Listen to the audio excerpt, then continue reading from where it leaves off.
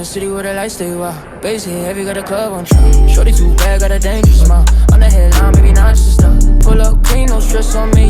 Wrist on cold, neck like sea. Boys talk tough, but they fold on beat. I don't play fair, just play elite.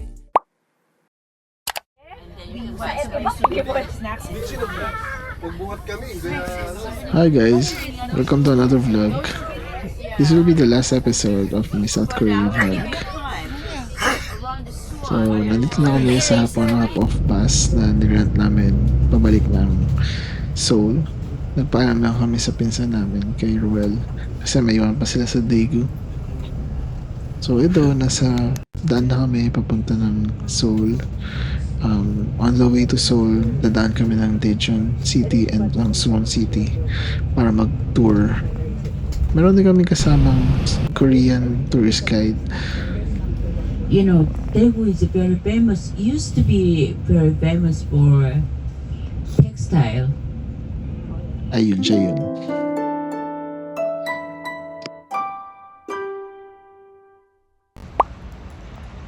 Siyempre natulog lang ako sa biyahe. Tapos gumising lang ako nung nandito na kami sa rest stop. So, I think halfway to Daejeon City na tong rest stop na to. Mag-CR lang kami and bumili ng food at saka ng drinks. Kasi lunch na to eh. So, pagbalik sa bus, kumain lang ako. Then, bumalik sa tulog. Ayun, sleep well. A few moments later. After ilang hours, andito kami sa Hanbat Arboretum. Sabi ni Gemini, ang arboretum daw is a kind of botanical garden pero specific to trees. So, tong Hanbat Arboretum, I think meron yata siyang 3 gardens and then tong garden na napuntahan namin is sarado during Mondays. Monday to. So, ang nilibot lang namin is yung exterior and then I think 30 to 45 minutes lang yung binigay sa aming time kasi may hinahabol kaming oras.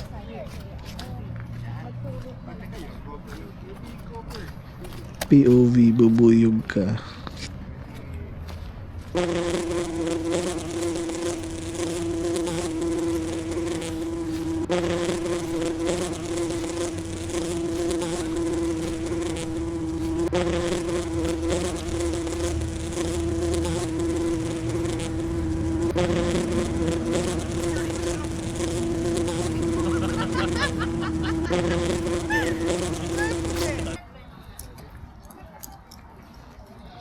So, nag-take lang kami ng konting pictures and then nag-CR. At least bukas yung CR kahit sarado yung garden, di ba?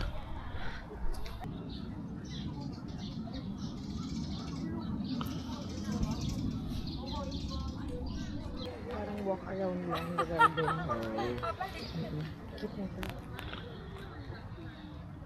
Ito nga pala yung tour guide namin, si Suwo. Di ba mukha na siyang bagot?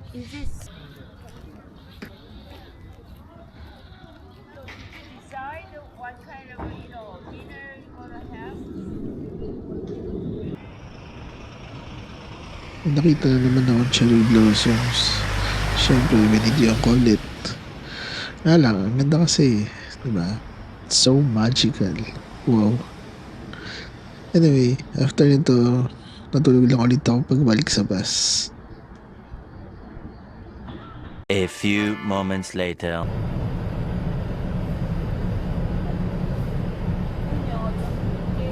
O diba, nabasa niyo naman. Nasa Suwon City na yata kami nito. Tapos, ayan, maaraw na. Ang ending, tinatranslate ko lang yung caption nito.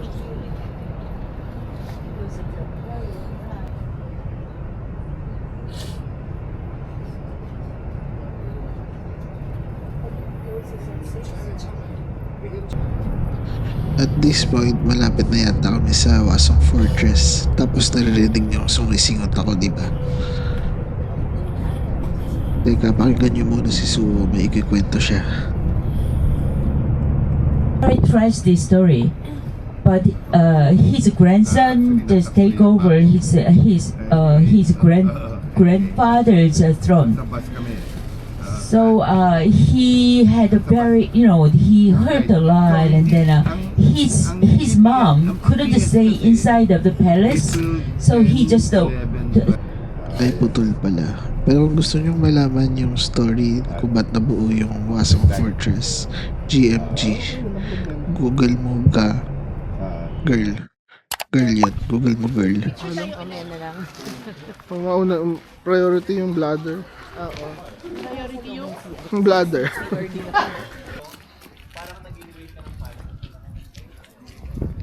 Bye, Mia.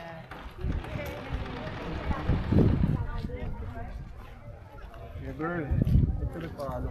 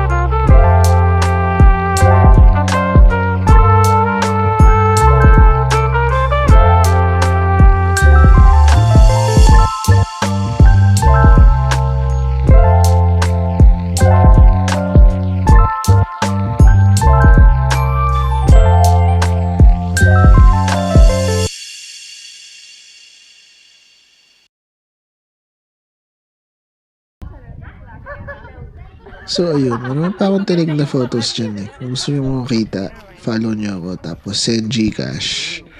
Joke lang. Ay, mami.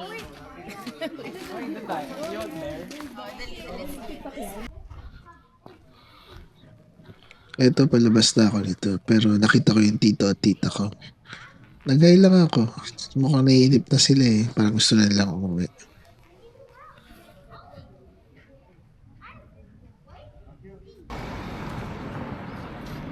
Ayan, di ba nabasa nyo?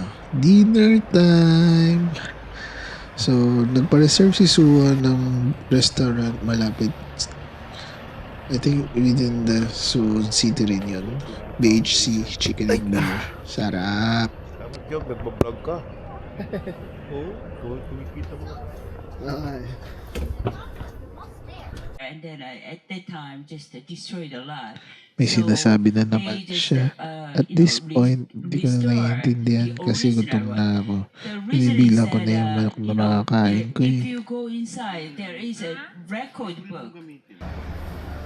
Ayan! Nandiyan na yung BHC. Nakikita ko na yung manok. Sa sobrang gutom ko, hindi na ako nakapag-film.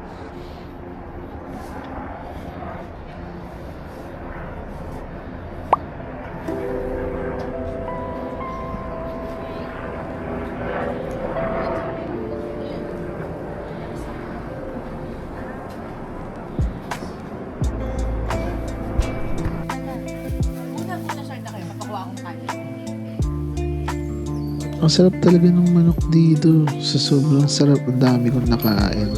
Sa sobrang dami, parang nakabuo na ako ng manok sa tiyan ko. Ayan, nag-selfie lang ako. Kasi wala na kami time mag-picture mamaya. Dahil after namin dito mag-dinner, ihahatid na kami sa kung saan-saan kami pupunta. So ako at saka si ate, yung brother-in-law ko, babalik sa Hotel Cookdo. Tapos yung ibang pinsan ko sa Incheon Airport sila, malapit naka-check-in. And then the rest, lilipad na pabalik ng Manila. At this point, naka-check-in na ako sa Hotel Cookdo. Si ate at si James, naka-check-in na rin sa hotel nila. So, ayan, lumabas ulit kami para puntahan yung nakasap yung pedestrian bridge kung saan sinut yung Itaewon Class, yung overlooking sa Namsan Tower. So, ayan, ito yung nakasap yung subway station. Paglabas mo ng subway station, makita mo na agad yung pedestrian bridge. Wait mo lang.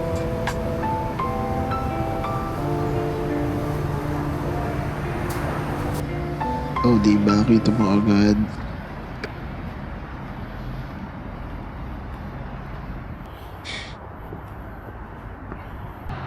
Talikod muna tayo para surprise. In 3, 2, 1. Surprise! Joke lang. Mas maganda siya talaga in person, promise. Yun yung Namsan Tower, yung kulay blue. Kita nyo ba?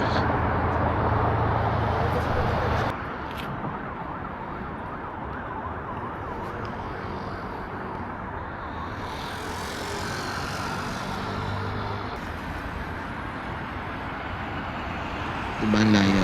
Teka, zoom natin. Ayan. Itang. Zoom pa natin.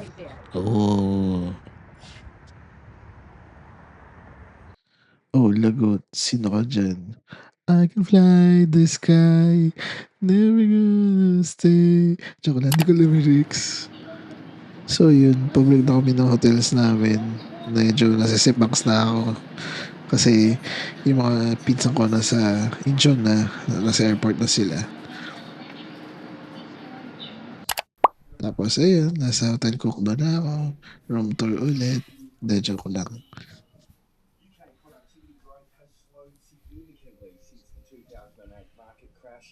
Good night.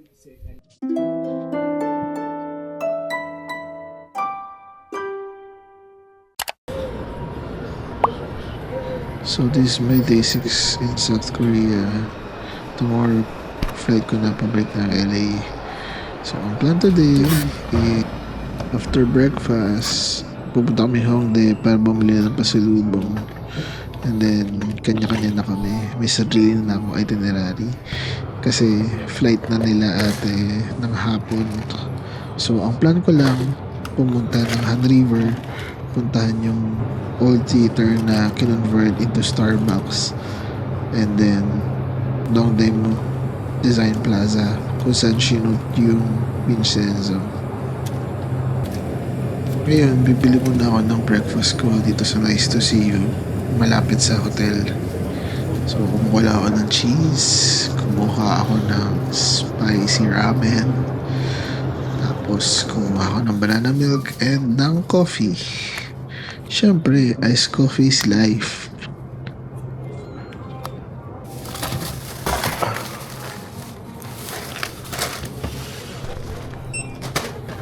Tapos syempre binayaran ko. Yung magiging shoplifter eh.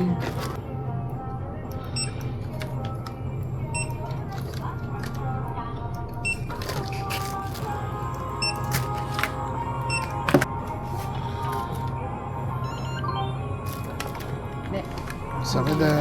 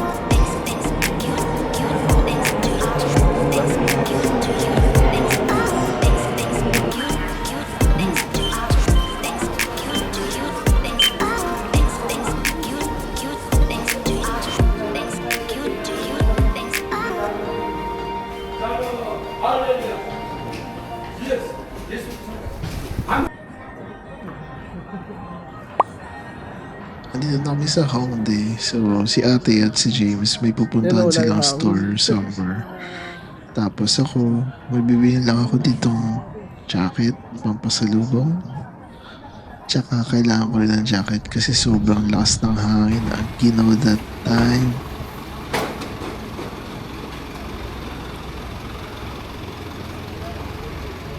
So, dito ako bibili sa M Playground kasi mura daw dito tsaka maganda yung quality ng jackets.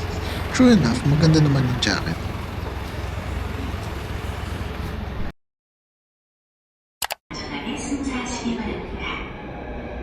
Naghiwalay na kami ng landas nila ate. So, ito, pupunta na ako dito sa Han River. Nakalimutan ko kung anong station to. Basta, sumayang ng subway tapos naglakad lang ako papunta mismo ng Han River. Ayan, malapit na ako sa Han River nito pero medyo malay-lay yung lakaran pa.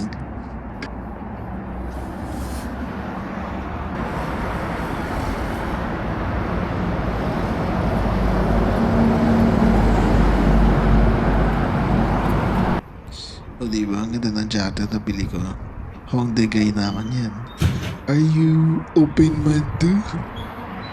Do you live alone? Joke lang. Ayan, dami ko na namang cherry blossoms na nakita.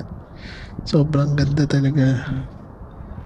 So, kung punta kayo ng Seoul tapos gusto nyo makakita ng cherry blossoms, I think maganda yung end of March tapos towards first week of April or second week.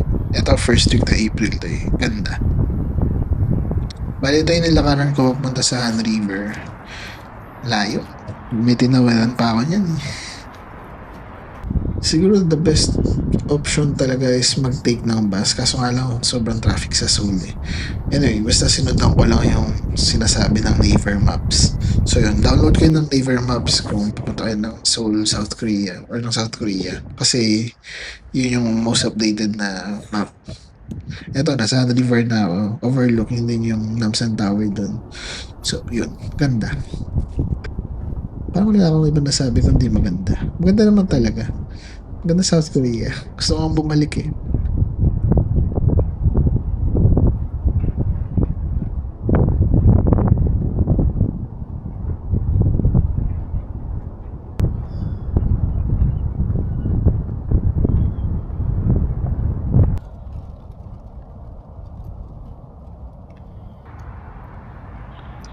And tapos na mag-picture. Gutom na ako. Pupunta na ako sa sakayan ng bus. Tapos pupunta na ako sa Starbucks.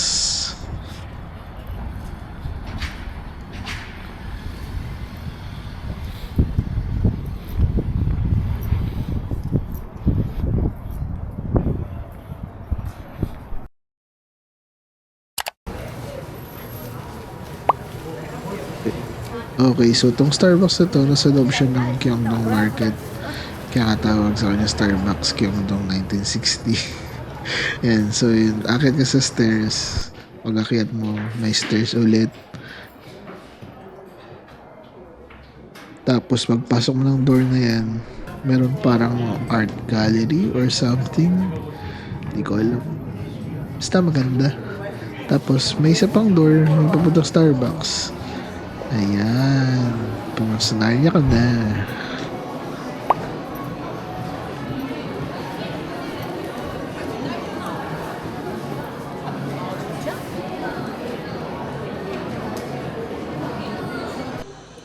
Ayan. Maganda rin siya in person. Hindi na masyadong maganda dito sa camera ko.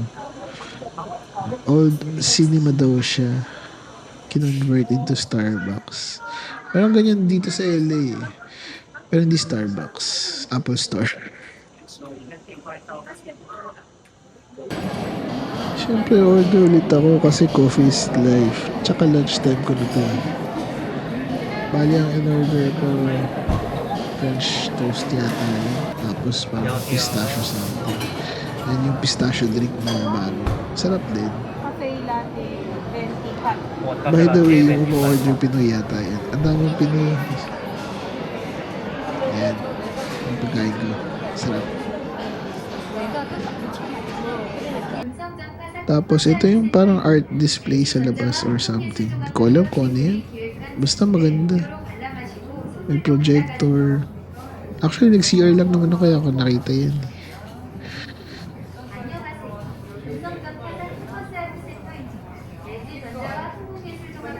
대와 한국예술종합학교 학생들이 기획한 전시를 무료로 관람하시고 선물도 받아가세요. So yun, pagkakain ko, malis na rin ako. Tapos ito, naglalakad ako sa labas ng Guangzhou Market. So pupunta na ako dito sa bus stop. Tapos babalik muna ako ng hotel para iwan yung film camera ko. Para pag paulik ko ng Hongdae, mag-shopping kasi ulit ako. Wala na akong dalang gamit.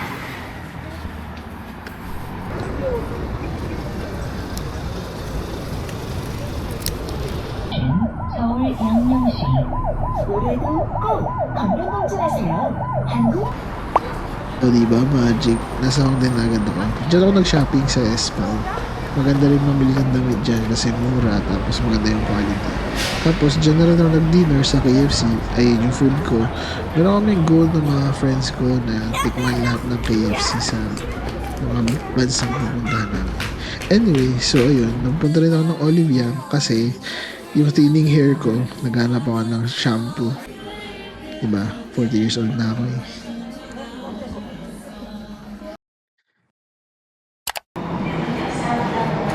And then, after road shopping, bumalik ako ng hotel para iwan yung mga sinapin ko.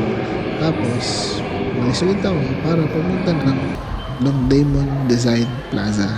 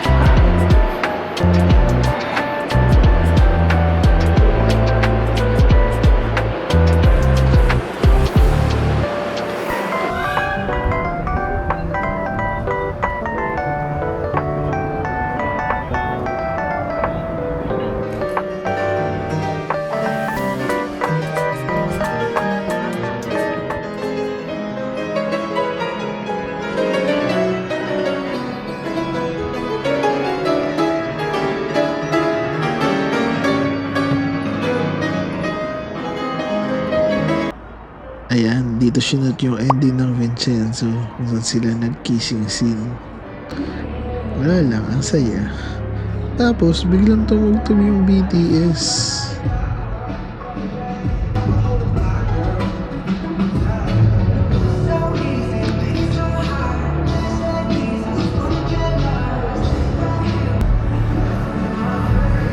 Teka lang, baka na-copyright ako na lang kakanta.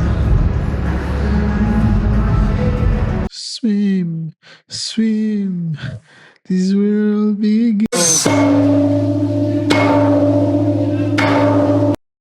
Ayun, nagungyo.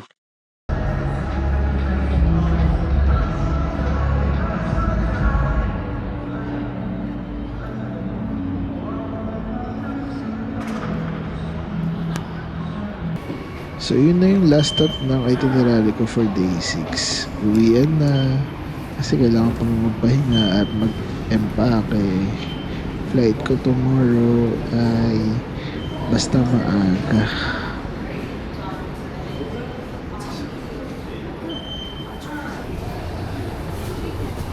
Wow, ang sweet. Hatawin ko kaya paa nyo. Minsan talaga yung inner monologue ko masama ugali. Anyway, andun na ako sa labas ng hotel. Ang ganda talaga ng neighborhood nitong Ujiro. Ang suggestion ko sa inyo, kung ayaw nyo ng magong environment, gusto nyo yung peaceful, dito sa Ujiro, sa Hotel Pukdo, maganda rin. Consider nyo kasi malapit naman siya sa subway.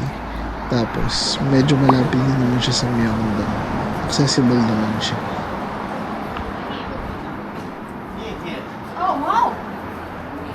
Ayun lang.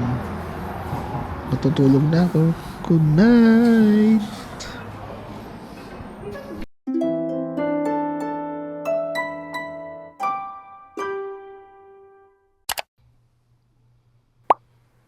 Good morning. This is day 7 in South Korea. So, last day na. Uwian na ngayon. Bali, tapos na ako mag-empake. Tapos, bababa na ako para sumakay sa airport limousine. Ang maganda sa Hotel Cookdo, sa labas niya, merong station or stop ng airport limousine. So, very convenient. Di ka na mag-subway.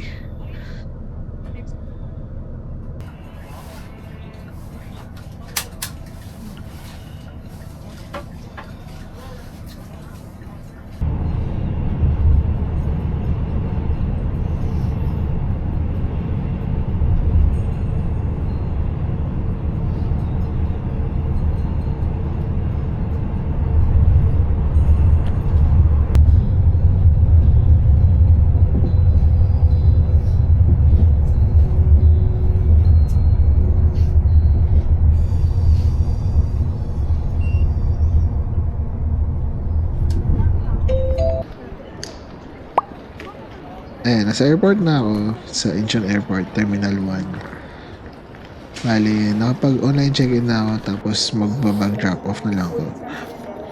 Blinray ko nga pala yung mga tao, especially yung ground crew, kasi parang mahigpit sila sa mga filming, sa recording.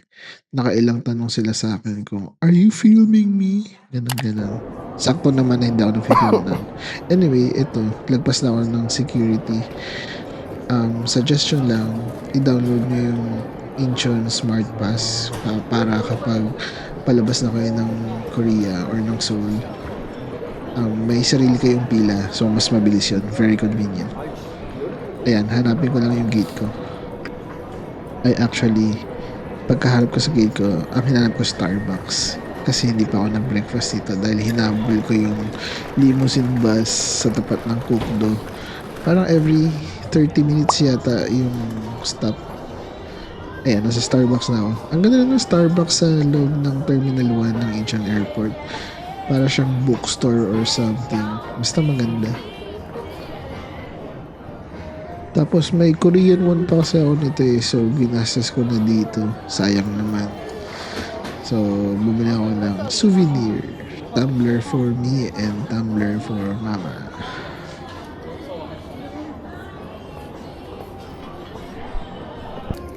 Tambay muna ako sa saglit habang naghihintay ng flight. Inom ng kape. At kain ng food.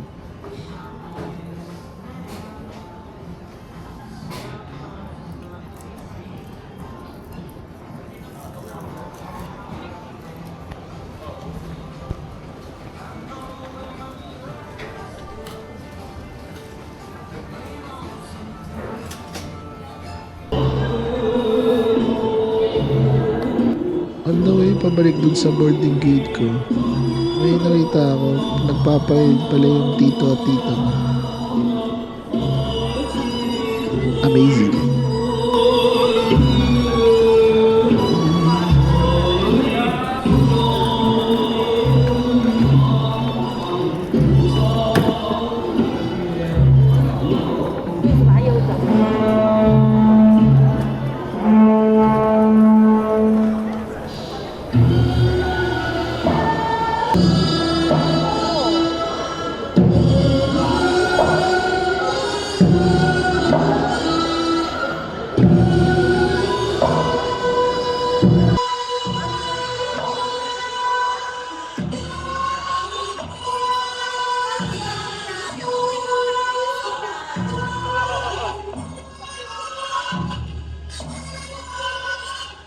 Ayun,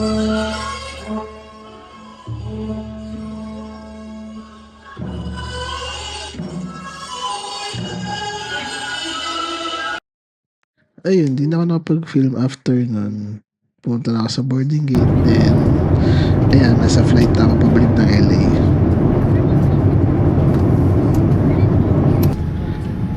Then, yan, malapit na ako sa LA. Gusto ko na agad bumalik ng Korea. Joke lang.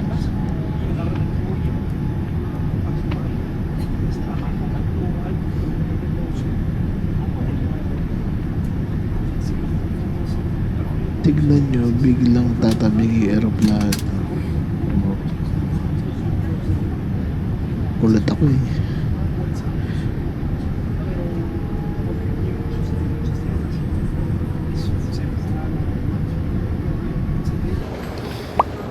And just like that, back to reality. Nasa LA na ako. Yun lang. Thank you for watching. Please like, share, and subscribe. Fresh squeeze, tangerine dreams, I'm sliding. Stocks up, dashboard digital, I'm gliding. Organic plates, salmon over quinoa. Keep it authentic, everything you see raw. In the morning with the stretch, I be counting blessings. $250,000 on the dresser, no more stressing. Matcha in my cup.